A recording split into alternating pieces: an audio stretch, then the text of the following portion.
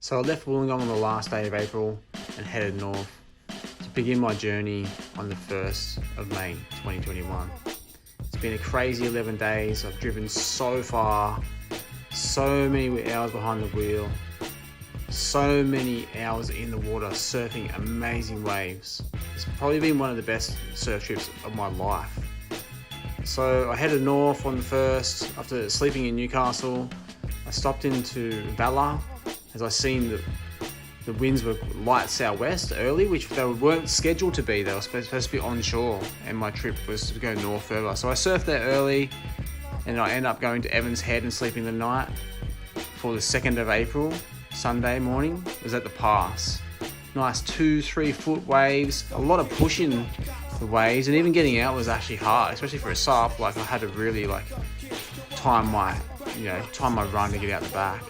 There wasn't too much of a crowd on it, which was kind of amazing, but very surprising at the same time.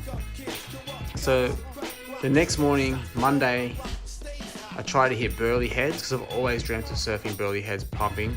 Unfortunately, the winds were kind of just a bit fuzzy on it. It was dark, I could not really see, but I was like, bang, made the decision, went straight to snapper and got really fun 2.5 foot waves off the point there.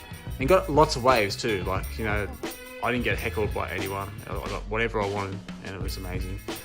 The crowd got thick and I was like, man, I'm going to Kingscliff. And I rocked up and Kingscliff was pumping, just grinding. It was just perfect basically for the size it was. So that was an amazing session and probably nearly a highlight of the whole trip, to be honest. The next morning, the forecast was to be bigger and Angourie was my target. I got there first light. There's 4 or 5 people in the water, and for 45 minutes I had my opportunity to finally get waves at Angourie. And I did. I got 3 amazing waves and they're seared in my mind forever. I'll never forget it. I guess it comes with the territory. If you want to really be a stand-up paddleboarder, you've got to expect to get told to fuck off, to get fucked. And that's what happened at Angourie. And I stood my ground like I always do, because I'm a good surfer. I'm world class on many boards. And that was my argument. And the locals kind of let me do my thing for a bit, but the crowd got too thick. And so I had to bounce, unfortunately. So I went to Scott's Head for the afternoon session. 3 hours in the water of fun, Scott's Head.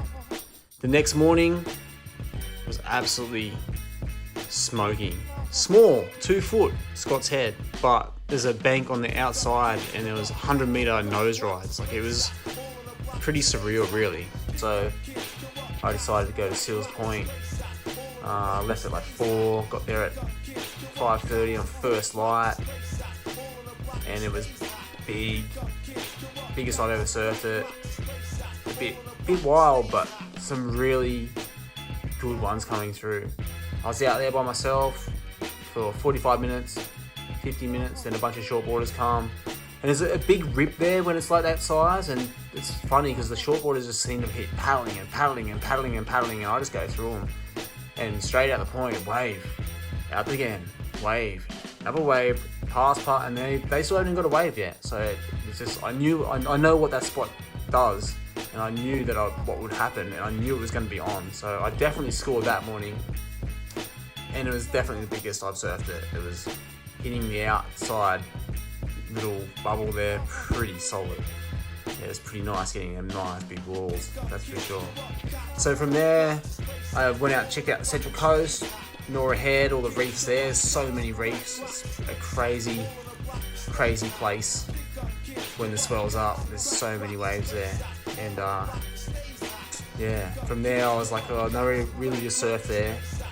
But I went to Terrigal Haven, a place I've always wanted to surf, and it likes them kind of southeast winds and the east northeast swell. And I went out pretty quickly, 45 minutes, an hour, and got 3 absolute gems. What a wave. And it was kind of weird. I was just driving there, I seen it in the distance. I seen this bomb come through, and I was like, oh my goodness, what? And there's no one out. When I paddled out, there's one shortboarder, and that's basically the lineup. It was pretty bumpy at the back. It hits that kind of headland and comes in and churns on a shallow rock ledge, but then it comes and peaks and then runs into 3 kind of sections on it.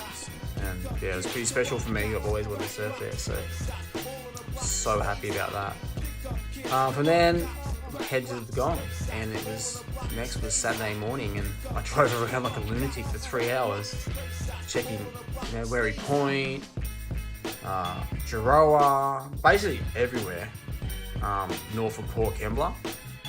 And I got a phone call from Catherine going, golf course is pumping, and I literally just drove back straight away and got the booger. I checked it, guys were towing, dudes were paddling, getting the barrels of their life. It was a pipeline on sand, easy, like 6 to 8 foot beach in perfection. Grabbed the boog and hit it, and it took me 20 minutes to get out the back. I got absolutely smashed, like absolutely jammed for 20 minutes, paddling, duck diving, like it was chaotic. I didn't even think I was going to get out. And finally got sucked out through a rip. It took me 10 minutes to like paddle down to actually where the proper bombs are coming through. And the whole session was just like, this bombs next to me left, bombs next to me right. There's not one bomb come to me. It was pretty frustrating to see so many perfect barrels in your face and not be able to get one.